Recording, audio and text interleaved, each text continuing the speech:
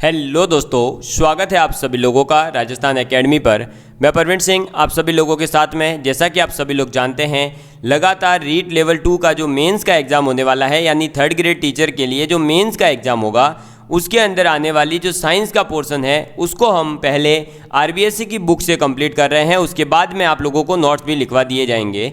तो हम आरबीएससी की बुक्स के अंतर्गत हमारी क्लास 6 की बात कर रहे थे और आज क्लास 6 का ये लास्ट चैप्टर है बायोलॉजी पोर्शन का। यानी ये चैप्टर होने के बाद में जो बायोलॉजी वाला पोर्शन है क्लास 6 के अंदर वो कंप्लीट हो जाएगा। उसके बाद में अपन स्टार्ट करेंगे 7th क्लास की बायोलॉजी, फिर 8th क्लास की, फिर 9th की, फिर 10th की, और उसके बाद में फिजिक्स केमिस्ट्री, और उसके बाद में मैं आप लोगों को नोट्स प्रोवाइड करवा दूंगा। आप सभी लोग टेलीग्राम पर ज्वाइन हो सकते हैं।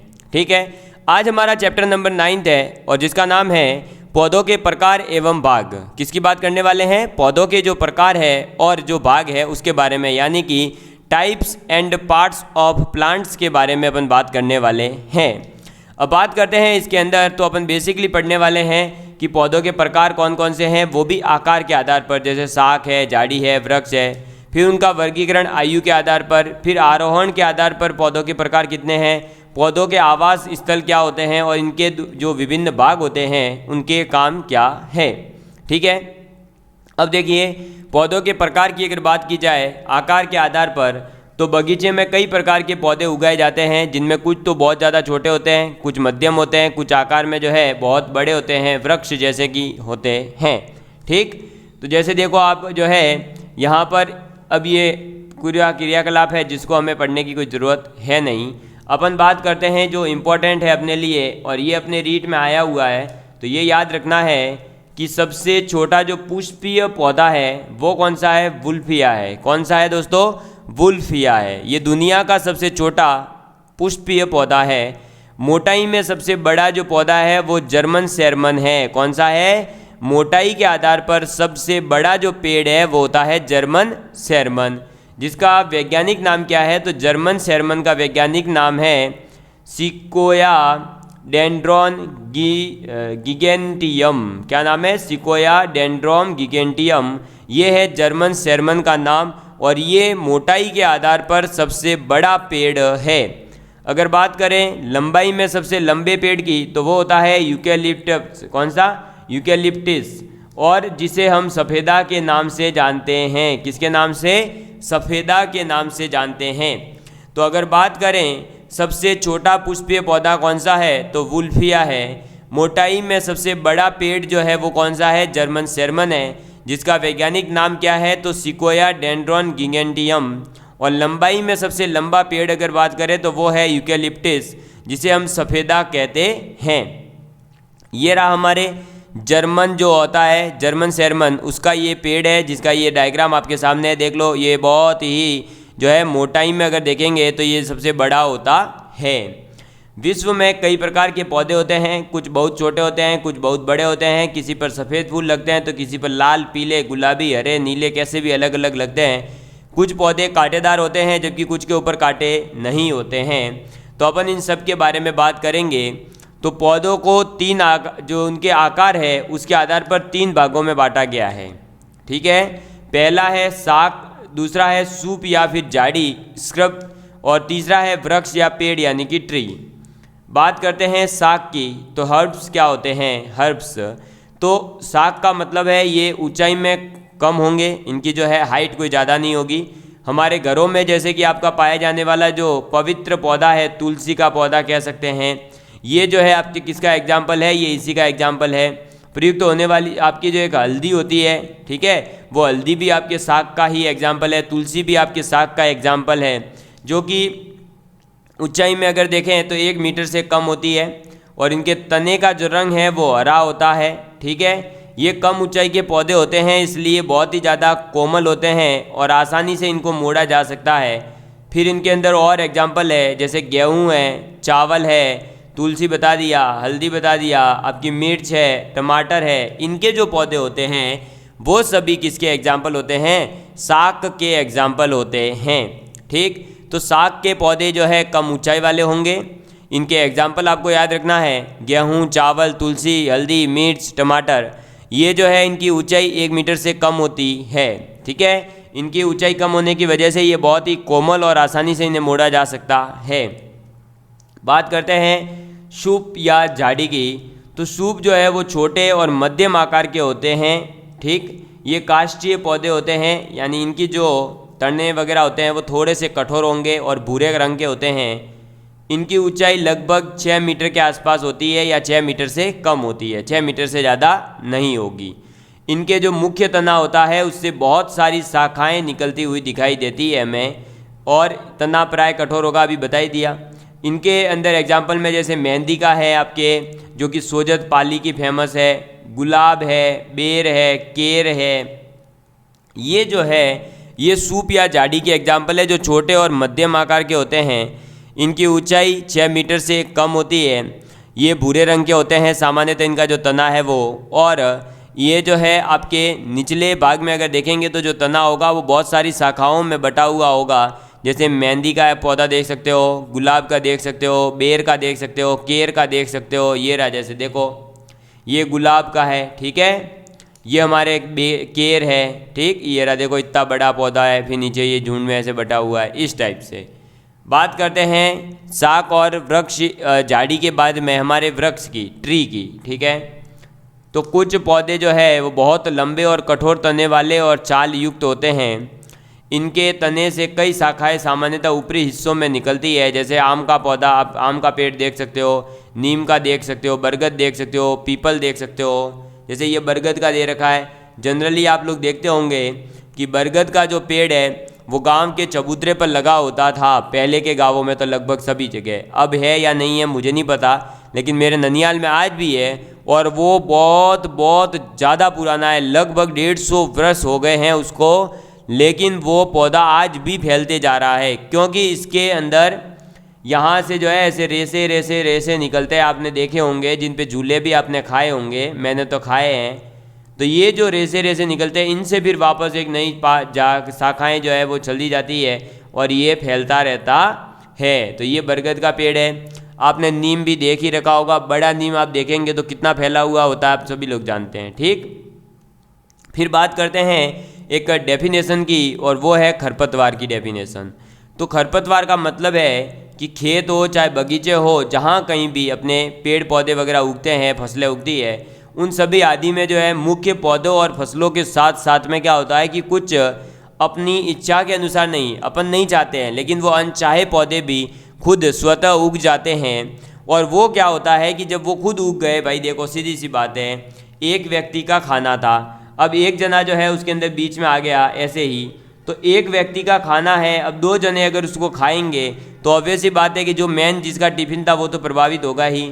तो जब यहाँ पर भी अन्य पौधे आ जाते हैं तो मुख्य पौधों की जो वृद्धि है उसके लिए वो हानिकारक होते हैं। कौन? जो अनचाहे पौधे हैं वे। समझ में आ गई बात?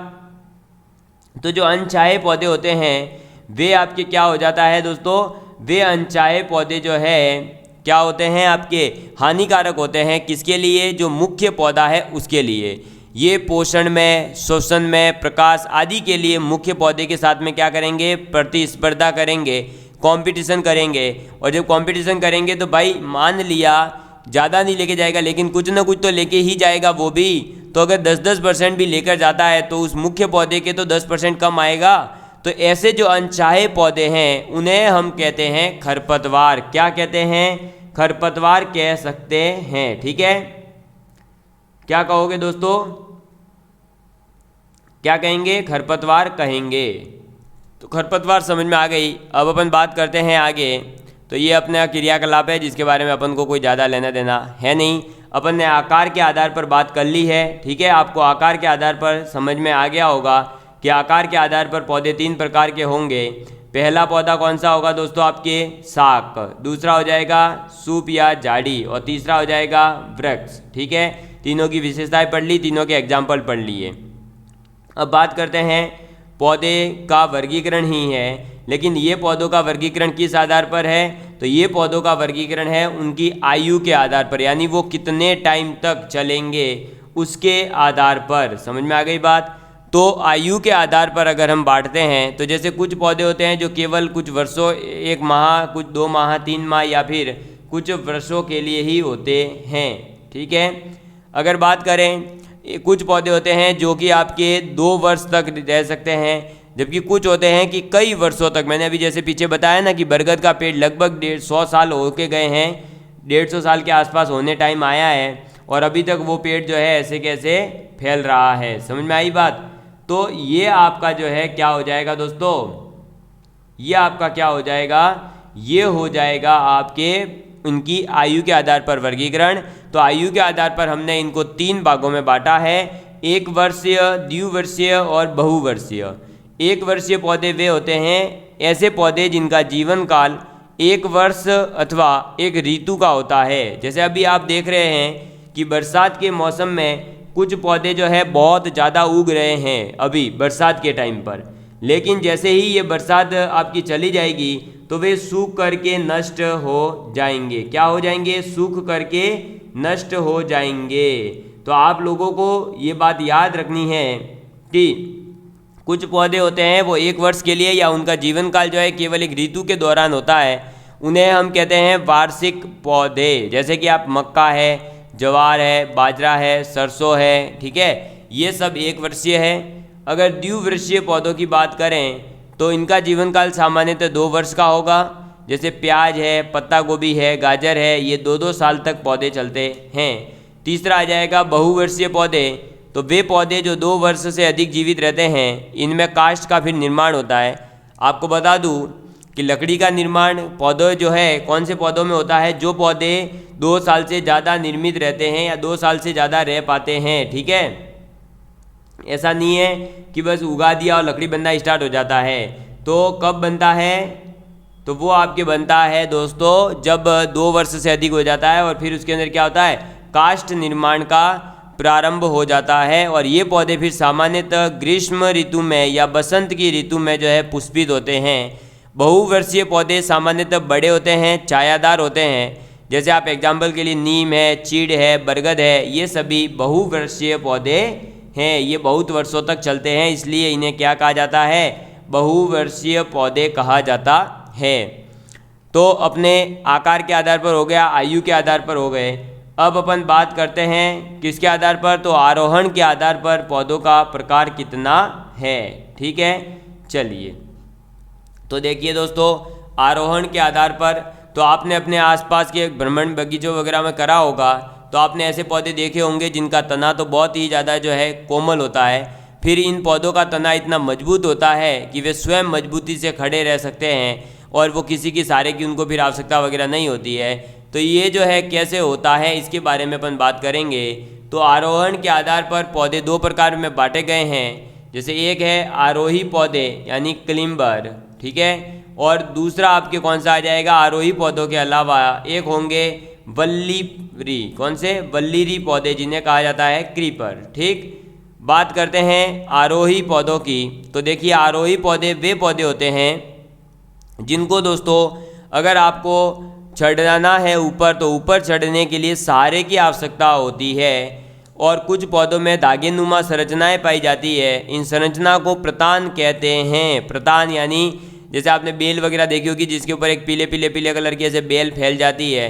तो ये जो है आरोही पौधे जो है उसका एग्जाम्पल है कि भाई जो अपने पेड़ है या जो पौधा है उसको अगर ऊपर चढ़ाना है तो उसे ऊपर चढ़ाने के लिए उसका तना मजबूत नहीं होकर के उसको जो है खुद सहारे की किसी न किसी आवश्यकता होती है और फिर इसके चारों तरफ जो है धागेनुमा संरचना बन जाती है जिन्हें हम प्रतान कहते हैं, टेंड्रिल कहते हैं। प्रतान जो है वो पर्णवत और पत्ती या तने का एक रूपांतरित स्वरूप है। कौन, प्रतान, ठीक है। मटर है इसके एग्जाम्पल, ककड़ी है, करेला है, तुरई है, ये सब आरोही पौधे होते हैं। लौकी है वगैरह है, ठीक है। चलिए, या फिर आपका अंगूर का पौधा है। बात करते हैं हमारे वल्लरी पौधे के बारे में। तो ये वल्लरी पौधा जो होता है ये बहुत ही ज़्यादा कोमल होता है। ये सीधे खड़े नहीं रह सकते हैं, इसीलिए ये ज़मीन पर रेंग करके क्षैतिज दिशा में वृद्धि करते हैं। जैसे इसके एग्जाम्पल अगर देखें तो तरबूज है, कद्दू है, खरबूजा है, ये सब इसके एग्जाम्पल है। और ये अपना डायग्राम दे रखा है, देखो ये तरबूज लगे हुए हैं, तो ये वल्लरी पौधे तरबूज है। आरोही अगर पौधों की बात करें तो एग्जाम्पल में पहला आ जाता है आरोही में मटर, दूसरा मनी प्लांट, तीसरा है ककड़ी। खरबूजे के अंदर वल्लरी के अंदर खरबूजा, तरबूज और कद्दू। पौधों के आवास के आधार पर अगर हम बात करें तो पौधे जो है कहाँ पर रहेंगे, तो इसके दो आवास होते हैं। एक होता है जलीय आवास और एक होता है स्थलीय आवास। भाई कोई भी पौधा है कहाँ रहेगा, या तो जल में रहेगा या स्थल पर रहेगा। ठीक, जलीय पौधे की बात करते हैं यानी एक्वेटिक प्लांट की बात करते हैं, तो ऐसे पौधे जो जलीय आवास हो, जैसे कि नदी है, तालाब है, झील है, समुद्र है आदि में पाए जाते हैं, उन्हें जलीय पौधे कहते हैं। जैसे कि आप कमल है, वेलिसेनेरिया है, सिंगाड़ा है, हाइड्रिला है, जलकुंभी है, ये सब जलीय पौधों के एग्जाम्पल है। इन पादपों को हम क्या कहते हैं, जलोदभिद नाम भी दिया गया है। तो जलोदभिद कौन से पौधों को कहा जाता है, तो कमल है, वेलिसेनेरिया है, सिंगाड़ा है, हाइड्रिला है, जलकुंभी है, ये सब। ठीक, जलीय पादपों में जड़ें जो है वो अल्प विकसित होती है। तने में उत्प्लावकता नहीं, वो बस में जाते जाते आदत बढ़ गई, अप्लावकता। तो तने में उत्प्लावकता बनाए रखने के लिए वायुकोश बनाए जाते हैं जो इन्हें जल में तैरने में मदद करते हैं। इन पौधों की पत्तियां कटी फटी और रिबन के समान होती है। जल में स्थिति के आधार पर इन पादपों को 3 वर्गों में बांटा गया है।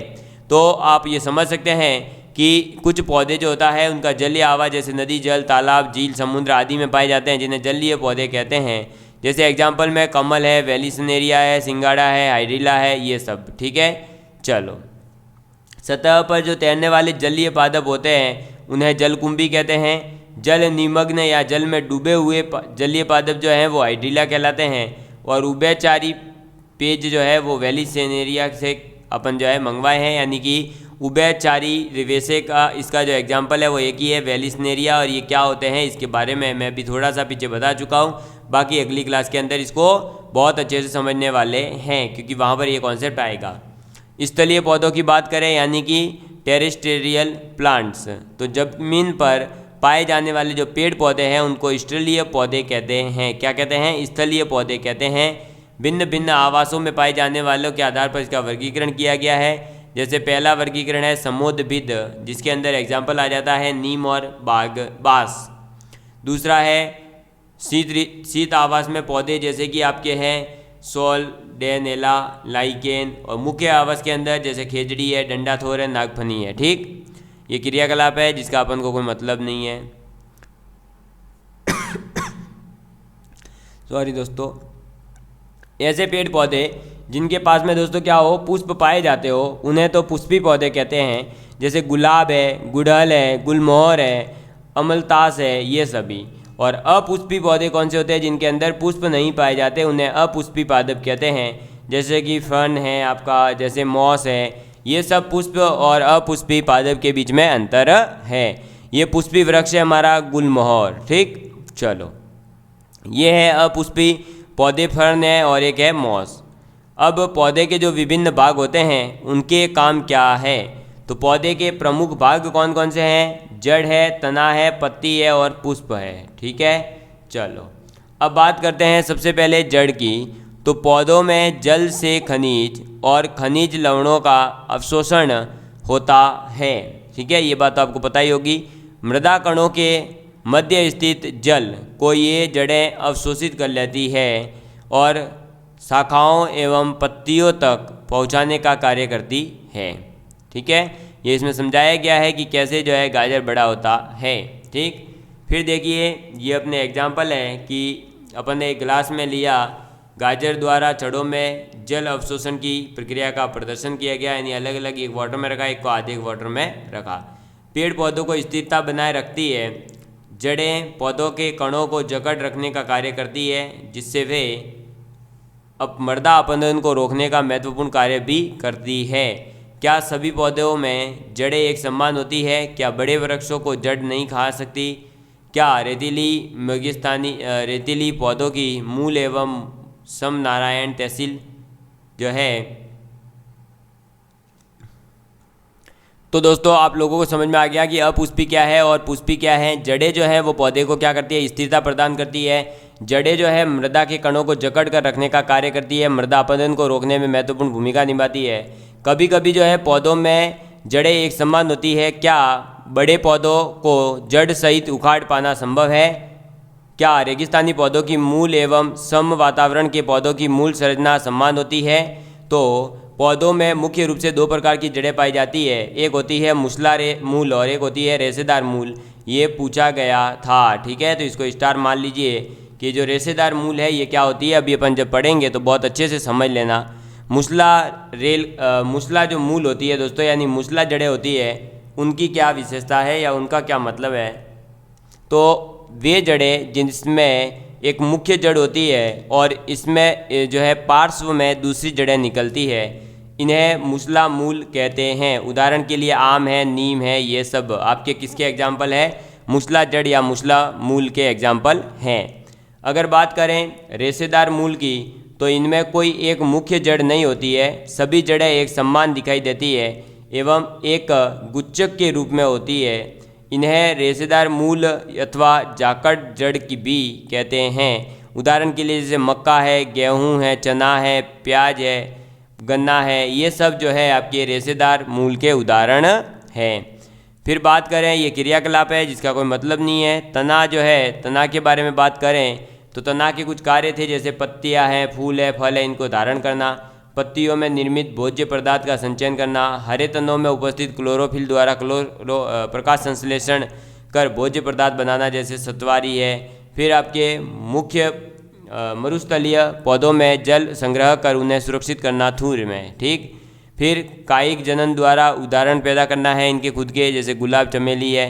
सहारा प्रदान करना, जैसे पीलवान है, ठीक है। जड़ों के समान ही क्या तनों में से या तनों में भी जो भोजन संग्रहण होता है, तनों की पौधों में विकास क्या भूमिका वगैरह ये सब लिखा हुआ है। पत्ती की बात करें तो अपने जड़ एवं पन्ने, ठीक है, तने पन्ने नहीं तने।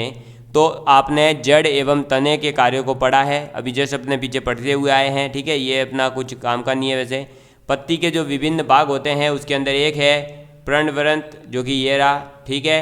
एक है फिर मध्य सिरा, जो कि ये लगभग सेंटर से जाती है। एक है आपके ये पर्णफलक और एक है ये जो सिरा है, दो गैप के बीच ये रेड, ये सिरा कहलाता है। फिर बात करें दोस्तों, तो पत्ती का भाग जिसके द्वारा तने से जुड़ी हुई होती है वो वर्णंत कहलाता है, और पत्ती का छपटा भाग जो है वो पर्णफलक कहलाता है। तो जो पत्ती है पेड़ के ऊपर, वो अगर क्लास 6 की एनसीईआरटी से हम पहले जो है एक बार पढ़ लेते हैं तो हमें ये समझ में आ जाता है कि पर्णवृंत क्या कहलाते हैं। तो जिसकी जड़ें तने से जुड़ी हुई होती है और पत्ती का चपटा होना जो है वो पर्णफलक कहलाता है, ठीक।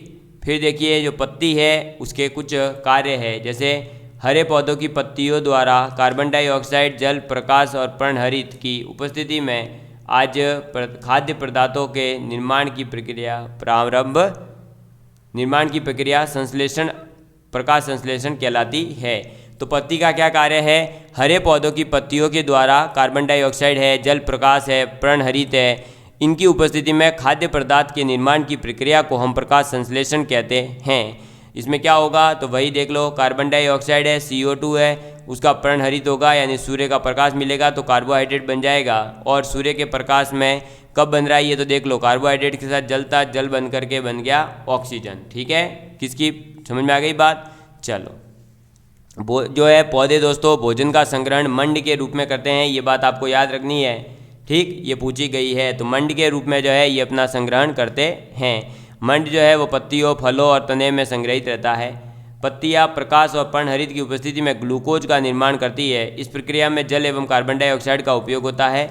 इस प्रक्रिया में जल से ऑक्सीजन गैस उप उत्पाद के रूप में बनती है।